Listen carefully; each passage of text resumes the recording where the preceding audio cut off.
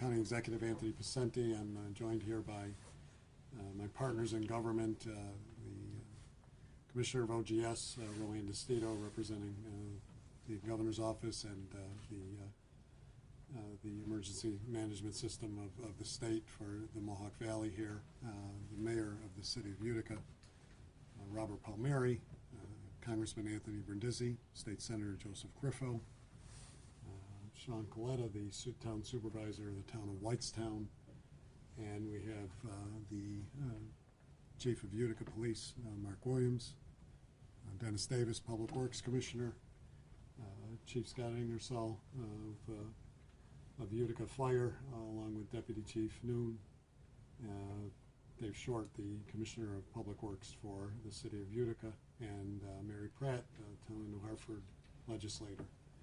Thank you all for coming. We wanted to give at least an update and really talk a little bit about what's been happening over the last really 16 or so hours. It's probably a little more than that, but at about really about 7 o'clock last night is when the rain started, and really did not end until about 3 this morning throughout this county and this region. And you know, for that time period, it's estimated that somewhere between 4 to 6 inches of rain, and don't hold me to the exact amount, but we've been hearing different numbers. But for those of us who were out there, and for those of us for what's been recorded, that's pretty much about the range that we're looking at that impacted this region.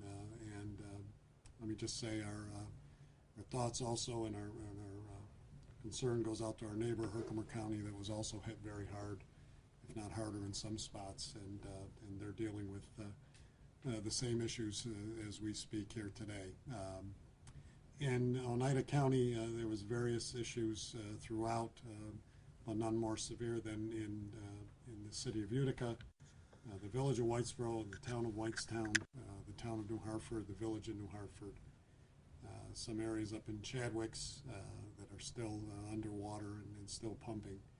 The message here, first and foremost, is that we're still under a state of emergency, and while the rains have stopped, while we have, the temperature has dropped though considerably, these waterways are still cresting, are still moving very rapidly, and are still of a concern throughout this county. And while the water has receded in many of the areas, it's, like Genesee Street in the city of Utica, and like Main Street in Whitesboro, there is still water. Some streets are still closed. Some areas are still under severe conditions and still need to be cleaned up. I'd like to first off thank my elected officials that are here with me today for working through the night as we have, and with the first responders. I cannot stress enough and thank enough obviously the police and fire that are here with us today, but also throughout this county that came to help and assist, as far parts of Sylvan Beach that came to help rescues in the town of Whitestown, the water rescues that took place, along with I think the Tabor Department as well, in terms of water rescue. So to the various fire departments that got little or no sleep and are still working right now, we say thank you. For Oneida County, the good news was that there were no injuries.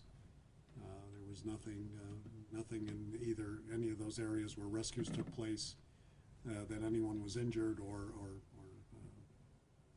got in harm's way in that regard. And to that, the credit goes to the first responders that took them out of there. Our 911 center handled through the peak of this storm over 1,700 calls just last night, and are up to about 750 to 1,000 probably today as we continue to deal with the aftermath. I'm also joined by the sheriff of Oneida County, Rob Mayshell. I want to thank him for for his work. The sheriff and UPD worked together in rescues in various aspects last night here in the city of Utica, as well as throughout the county. So the message is we're cleaning up slowly. Obviously, we have still some major concerns in these creek beds and waterways. Debris still has to be cleared out before they can be deemed completely safe. And I can't stress enough, and obviously I'm going to let the mayor will speak more to Utica's issues, and Supervisor Coletta will talk about Whitestown. But the other point is that we really need the public and everyone. I mean, there is, we kept the travel advisor in place. We understand people have to get to work. Pretty much every school in the region was closed today, which is good for us because it kept those buses and children out of harm's way as well, and just away from the cleanup. But we do need the public to heed the barricades, the law enforcement as they continue to move traffic in the most safest possible way as we deal with some cleanup, especially in the village of Whitesboro, those areas, while some areas of Riscony Boulevard are closed, and traffic going through Main Street is making it very difficult for people to, or for the fire department there and other first responders to help people clear their homes and get out of the way. So we do need the public's assistance, especially in those areas. So before I turn it over to Mayor Palmieri to talk about what's happening in Utica, again, we will keep the state of emergency into effect throughout today, and we'll confer later on with the officials assembled here to see clearly, there's a couple reasons for a state of emergency. It enacts the ability for myself, the mayor, and others to put in place emergency measures that and any other type of purchases or other requirements that we may need in battling something like this. But it does also, in the offering, provide us, hopefully, with some assistance as we go through this process. But the first and foremost in our minds has been just emergency services and just making sure that people are safe, that they are getting through to our system, and with the overloaded system that has been handling, and people have been very patient. We've been getting to them in a quick manner. I want to thank Kevin Revere, the Director of Emergency Services, who's here with us today, and the entire 911 Center for their continued work, around the clock as they do each and every day. But all hands are on deck in an emergency like this. Also, before I call the mayor up, I want to thank Assemblywoman Marion Buttonshaw for being here as well. This has been really, as we've gone through these so many times since it's been this weather system change has taken place over the last several years, really since 2011, and we had the various hurricanes that hit around the coasts, and the aftermaths and then the other remnants of those storms hit us 13, 14, 15, 17, and all types of year. We went from April to July, and for the first time we hit Halloween. So it's just been one of those things. But I want to thank the elected officials that are here today, because we've been through this before. The cooperation on all levels of government has been outstanding. As far as the county goes, we are reaching out to all of our town supervisors, regardless, and checking to make sure that they are safe or need whatever areas of law enforcement or public works or emergency services or any assistance either from any level of government that we can provide. Again, I want to thank Commissioner Bastido for heading up the EOC over at the state DOT offices, in which we've been in constant contact and working with them throughout the night. So I will pass it over to Mayor Palmieri, and thank you again for being here, and then we'll take questions. Mayor? Thank you. Thank you. So good morning and soon to be good afternoon. First, let me just say that this was a coordinated effort on behalf of the City of Utica and being prepared. We had met earlier in the day yesterday. Unfortunately, with the weather, realizing that this rain was on its way, we actually had as we always have, a plan in place. The plan worked extremely well. At 8 o'clock, we put together a command post, mobile command post, which was situated at the Utica Police Department. All hands were on deck within police, fire, DPW, parks, engineering. And I want to just make it very clear at this point, the collaboration with everyone is remarkable. The county executive, Sheriff Rob Mayshall, we worked as a team as we were out there and seeing what was going on, and it's just overwhelming to see what Mother Nature could do in a very short period of time. As much as we think we are prepared, and we are, you can never be prepared for what we have seen last night. And I want to thank them for being there to help us, to assist us.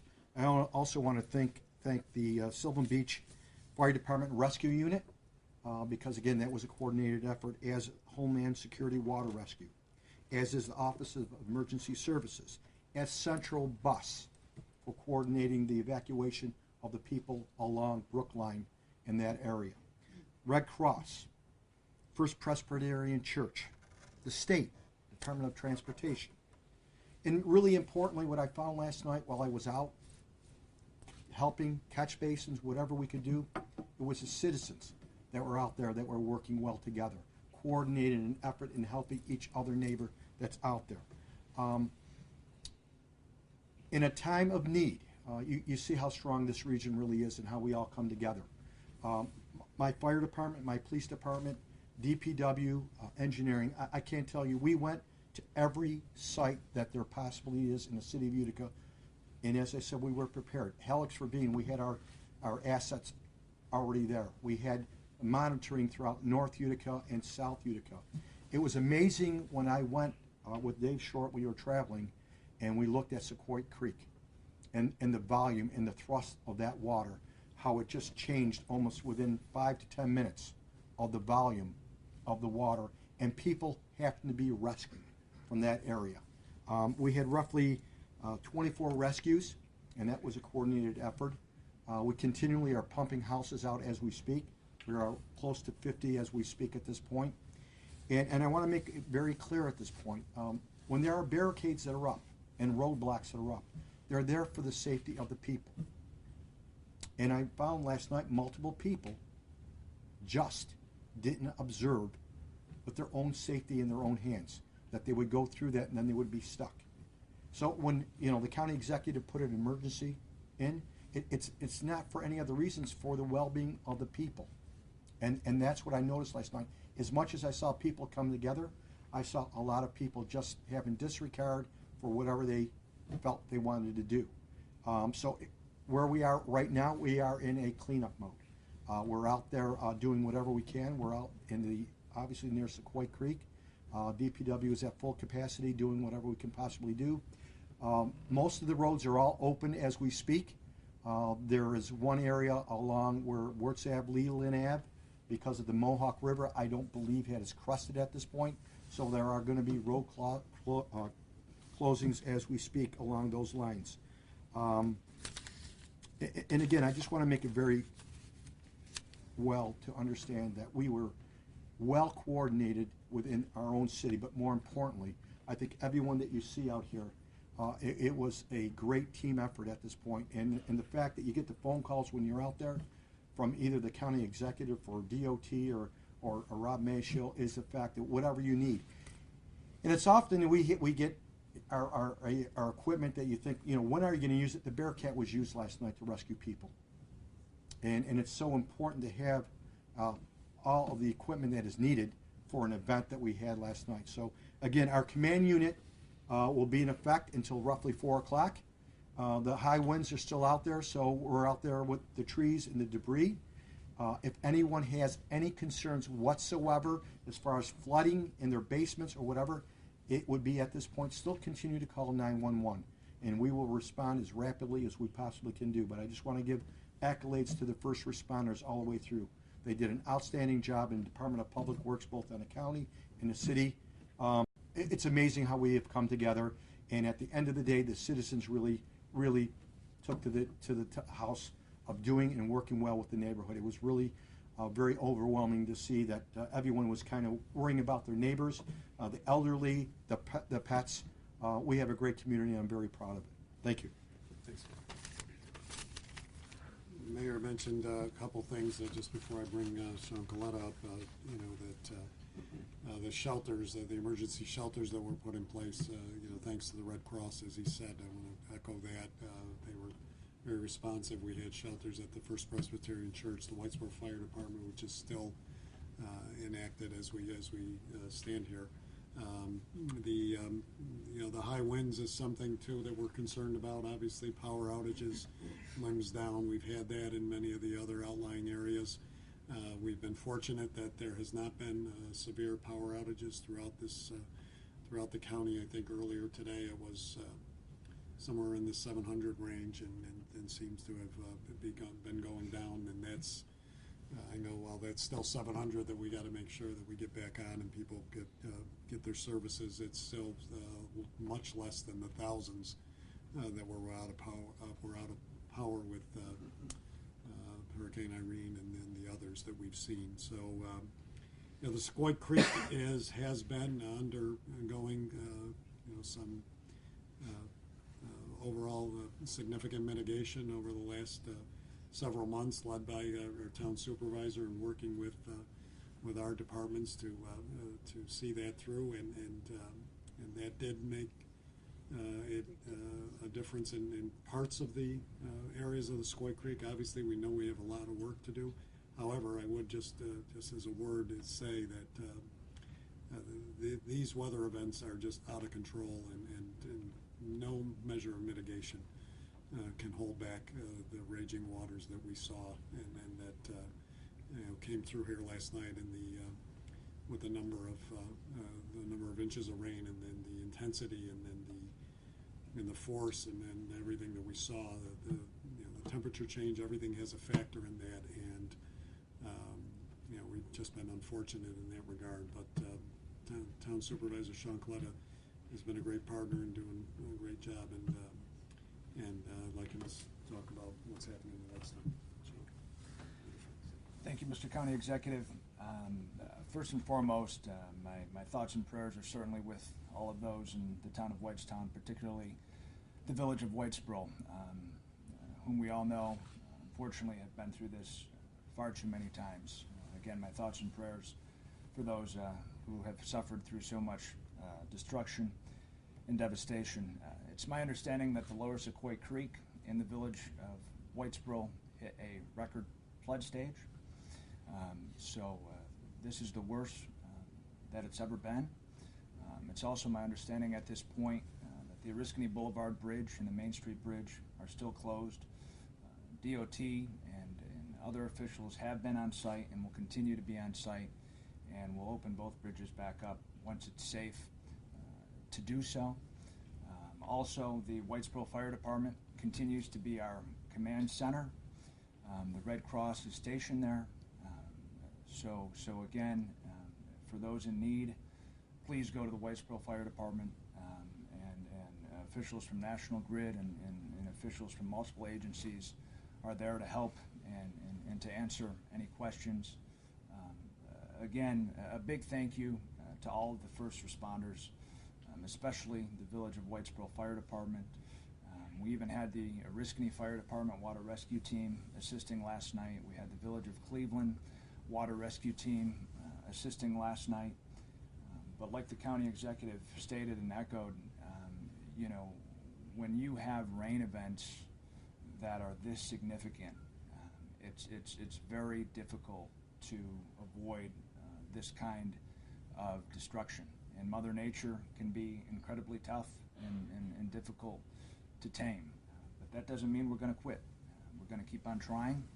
Like the county executive said, we have a significant flood mitigation project underway in the town of Whitestown, and we got a couple floodplain benches done, and we're not going to stop there. We have several more to go and several more to construct. But again, my thoughts and prayers are with all those affected, and we're not out of the woods yet. But right now, again, we're all here to continue to help people and make this situation as safe as possible. So thank you.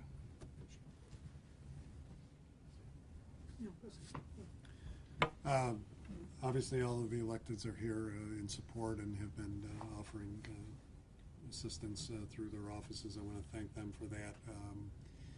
You know, again, just to reiterate, and then we'll take some questions if you like. You know, we state of emergency. We still want people to be cautious out there, especially around areas of the Sequoia Creek and you know, whether it's in the city and in the town in Hartford, Chadwick's, those areas. Obviously, as everyone has shown, the mayor and supervisor had said, you know, we're still dealing with individual homes that are underwater or are uninhabitable, and for the time being, we've got a lot of work to do in evaluating that. But first and foremost is safety. Get people out of there and see what the overall situation is. You know, as we go through the day, we'll provide other updates. We'll confer with our lead agencies in terms of first response and in terms of emergency services to see, you know, how long the state of emergency would stay in. And you know, for that, usually we keep it in for a few days, just so we can compile our overall data and make sure that we're not missing anything with people or areas that need assistance, especially throughout the county, because things could change. Again, we know weather patterns change, and there's still some creeks, and the Mohawk is still, you know, has not crested or can still do that. So caution is the word, and please heed the emergency responders' warnings and law enforcement's directions. So with that, we'll open up to any questions for anybody up here. How did the flood benches help last night? They, for where they were in the Dunham Manor area, which has gotten flooded in the past, they did Commercial their job. drive area. Commercial drive area, which usually is the first to get shut Right. down. I mean, was not. That we saw some water there. Obviously, the pattern, but commercial drive is open today. I mean, in other circumstances, it's been closed for more than 2 days. And, Yeah, and just really quickly, you know, we know that we have more work to do, but you know, and we're on it. But this is one of the largest ongoing flood mitigation projects in the state, and phase 1 is done, but it's going to be on to phase 2 and then phase 3. But as bad as the destruction was, the 2 floodplain benches already constructed at Dunham Manor Park, again, certainly did make a difference, a positive difference. In a flooding event similar to the one that we experienced last night, the commercial drive corridor would have been flooded. The park area would have been flooded. It wasn't. All that water that was retained at Dunham Manor Park would have hit downstream in the village of Whitesboro sooner, believe it or not, causing even more destruction, which I can't even fathom. So we've made good progress, but yes, we have a lot more progress to make. But the great news is that everyone up here, from the state to the county to the local level, is committed to the project and committed to several mitigation projects across the county. And you know, we're not going to quit, and we're not going to let an event like this one get us down. We're here to help people, and we're going to do what we can. The governor's committed to those projects along Sequoia Creek. And we had our $12 million mitigation project in effect for that, to work with all of the areas that have been affected. I think when you look at last night and in particular look at the Sequoia Creek, obviously that seemed to be the isolated and highly volatile area, because other areas that normally get flooded when we've seen this, when we've seen weather come through Seneca Turnpike, Mud Creek area up in New Hartford did not experience the kind of devastation that it had in the past, along with other areas of Commercial Drive. So usually those the businesses on Commercial Drive, the car dealerships, restaurants, furniture places, while parking lots got flooded, there didn't seem to be devastation like the previous storms, and that's really a testament to those benches and what took place in that regard. It is the areas that again, but when you have the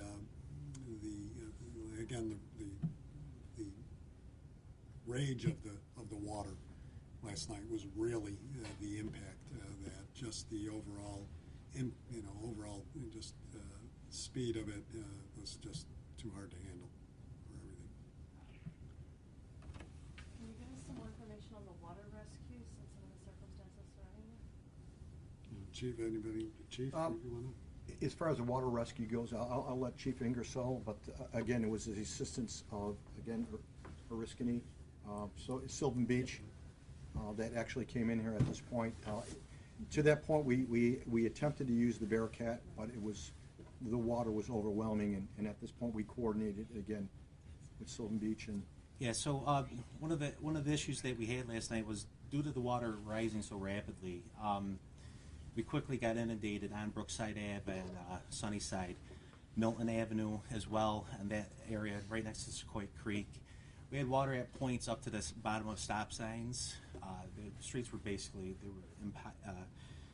impassable. So we did make multiple rescues. We assisted multiple residents out. We cut through backyards. We did call for mutual aid assistance from Sylvan Beach Fire Department. They brought their water rescue team. Also, New York State Office of Fire Prevention and Control brought their swift water rescue team in as well. We had called for Oriskany, but they were already engaged in Willowvale and the Clayville area. So the amount of resources that you need right away for water rescues, we just don't, we didn't have that because we don't have that capability for the water rescue. And they brought in boats. The state brought in a high vehicle to drive through the water. There was a point, though, that vehicle could not navigate the water, so they had to back out as well, and that's when we deployed some other boats. Like I said, we walked through backyards, we carried people out through waist-deep water, and it was an ongoing operation for several hours in that area last night. But we were successful.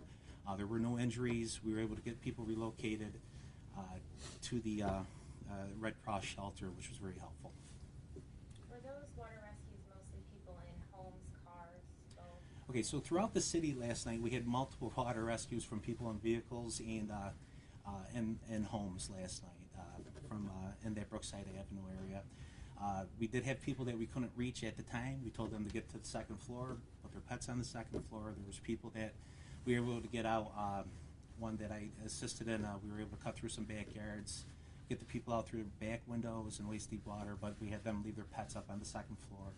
We were confident they were going to be able to go back and get those pets if we had a boat, and then that's when Sylvan Beach was able to get there. In Whitestown and Whitesboro, pretty much the rescues were centered around homes, especially in the lower, as the supervisor said, in the Whitesboro, in the village area that has been prone to that flooding, and so that's where a great many of the rescues were taking place. It was with homes. There were a few car rescues in Whitesboro as well, a couple of those, but primarily it was all about the lower level there for the homes, to get people out safely. Yeah, and one thing I can't emphasize enough, it only takes about 6 inches of water to float a vehicle. So when you're driving and you're going through this higher water, your vehicle kind of gets swept away. It will stall out. If you can, stay in your vehicle. One of the things that people lose sight of is when you're walking up the street and there's storm sewers and sanitary sewers, those sewer caps blow off due to the water pressure. And if you step in one of those, we're not going to find you. if you step in one, you're not going to be found. There's a similar case in the city of Syracuse several years ago that a poor gentleman did get swept away in a storm sewer, and it's a tragedy. So what we want to try to do is avoid these types of tragedies.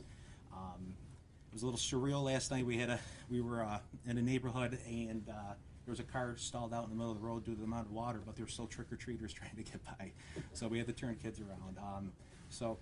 I can't emphasize that enough. You need to stay cognizant, and please do not go through that standing water. Have respect for it. Yeah, to that point, you know, when you have the emergency police or fire, whomever it may be, telling you to vacate, they're telling you that for the reason, because some people refused to leave at some point until it became a little bit scarier for them. And at that point, it becomes very difficult at first responders to be able to get to them. So I think in the future, when police, fire, emergency tell you to vacate, please listen to what they're saying. It's for all of our well-being. It's for all of us. It's not, no one wants to be a hero. We want to make sure that everybody comes out, as we did last night, to be safe. That's the most important thing that we want to make sure of. We will get to your pets, we will get to you, but if they're coming into to say it's a voluntary evacuation, please listen to what they're saying. They're professionals, they're trained, they know what they're doing. Were any roads or bridges washed out in the county? No, we had some road issues, you know, some partial culverts and Yeah, there's some damage. and some damages to some roads. I mean, nothing to my knowledge has been washed out. Nothing, you know, there's And still. can I add, yeah. DOT is out inspecting Yeah, they're right inspecting state bridges. Obviously, we've been out all night on the county end of things. You know, there's some erosion like you get a lot of especially when you look up in the New Hartford area and Chadwick's and that town, driveways and culvert areas are getting pretty damaged, but the roadways are passable at least and will be as we clear through. We were just mentioning that, you know, the other thing that added to this was October was one of the rainiest months, or the rainiest month of the year. We had a lot of rain during the month of October, which really soaked up and caused, you know, in these, you know, which kind of caused the creek beds the way they were in terms of the amount of water that was rushing through. So we had a lot of water in the ground as it was, you know, through October, and so that just an event like this just. You know, again, overwhelmed it. But to the mayor's point, again, you know, we put out states of emergencies not for any other purpose, but to do that, to keep people in. And sometimes the problem comes, we've seen with rainstorms, and you know, we do this. Obviously, we've had a couple emergencies in the snow. We're getting pretty good at this. We had the snow emergencies over the last couple years, and while people look and they can see snowbanks, they think that, you know, okay, they'll stay in. At least most do. People still think they can beat the water, and you can beat the water.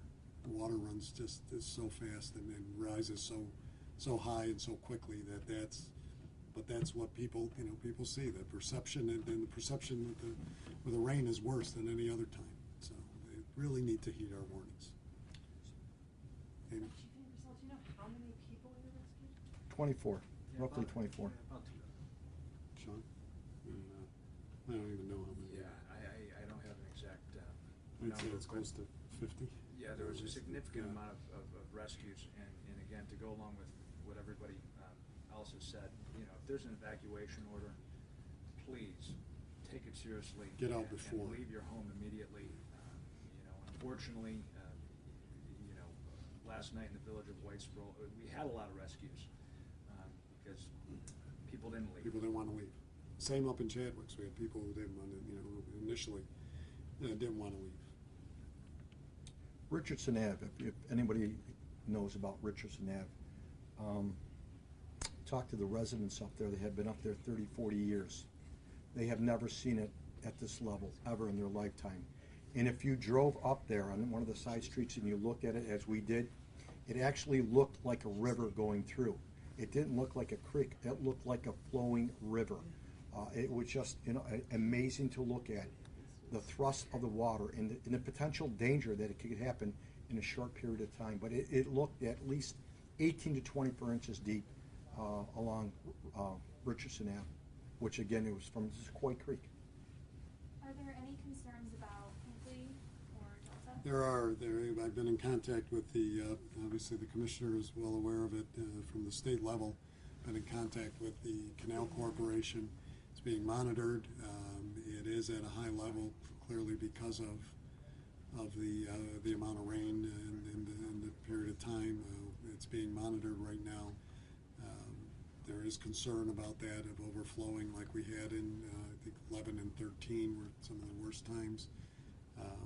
We're keeping a close eye on that. Obviously, that's a larger impact in Herkimer County if that, but regardless, that's still important, and we're monitoring it. So we'll have more on that later on, and through Canal Corp will keep us posted on exact numbers.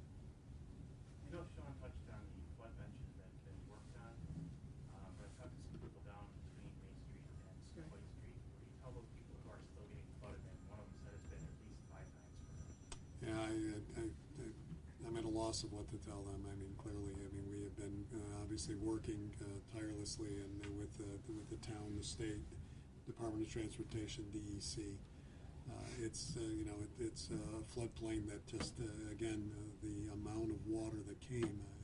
We had an incident, if you recall, back in June, in which the waters rose considerably. But due to the work that was done, they did not overflow because again, it wasn't to the intensity that it was. We're just seeing weather patterns that are just uncontrollable in terms of the amount that's coming in such a short amount of time. That's what happened 2 years ago on July 1st in 2017. It was a short period of time on that Saturday afternoon from 1 to 5 p.m. and we were just inundated with 5 inches of rain, and there's nothing I can say to control that. It's a difficult situation, and the area is prone. Hopefully, as we go through and continue the work on Sequoia Creek, which really is a multi-million-dollar project. It's ongoing. It's being done as we speak. So we're going to keep working it. Yeah, but there's nothing. I'm not even certain that the best of mitigations of openness would correct that. I mean, there's I don't think anybody up here or anybody, even any hydrologist, can predict what could or could not happen with the amount of rainfall, in even the smallest of areas. Amy again. Amy, you're overwhelmed. Two questions in at once. Yeah. Sure. First, I heard that the train tracks were damaged in Whitestown, and also on my way to work, I passed a sinkhole, a great big sinkhole, and I'm wondering if there's any more of those around. Where was the sink? Where was the Where was the where sink? Water. Oh, Waterville. Got it. On Route 315 or where? Route 12. It's on Route 12. DOT will know about it. Yeah, they're out. DOT is They were out anyway. Is that the one that If we it's got been caught? reported, DOT is It wasn't, examining yeah. all of them. Okay. Okay. It was Route 12. And what was Route 12? Near Waterville. What was the other? What was the first? Where was the first What was one? the first Where was the part? sinkhole? Oh, the tracks. Oh, the tracks. Yeah, I didn't hear. Did you know anything? Yeah, go ahead. Yeah. Yeah, I don't have any information or knowledge about the tracks being damaged, but what I want to make clear is that yes, the CSX tracks and the bridge and the railroad embankment continue to be a problem that hopefully is going to be addressed soon by Phase 2 of the Sequoia Creek Channel and Floodplain Restoration Project. But again, yes, the tracks are a problem, but and it backed up to an extent, but there's other factors. The Oriskany Boulevard Bridge, also didn't help us out. The Main Street Bridge also didn't help us out. Didn't help conditions. So again, there's so many things that make conditions deteriorate quickly, and we're trying to address and tackle them as much and as quickly as possible. And that's why this overall project, we're really taking a multifaceted approach. I think the other point, I think Sean touched on it. I think, and we've been saying it repeatedly, so I apologize for that. The intensity of the storm, the intensity of the water is one thing. The intensity of what it brings with it is another. And in a lot of these areas, especially in obviously all throughout Sequoia, in Utica, up at Sunnyside and Harrison. No, no, Brookline. Brookline. I'm sorry, Brookline. Brookline. When you looked at what happened up there, I mean, there were literally trees standing straight up. They got pushed down through that. The same thing down in Sequoia Creek, in Whitesboro, the same thing in Chadwicks. The amount of debris then that comes along with these the intense water conditions then clogs up every avenue for that water to get through.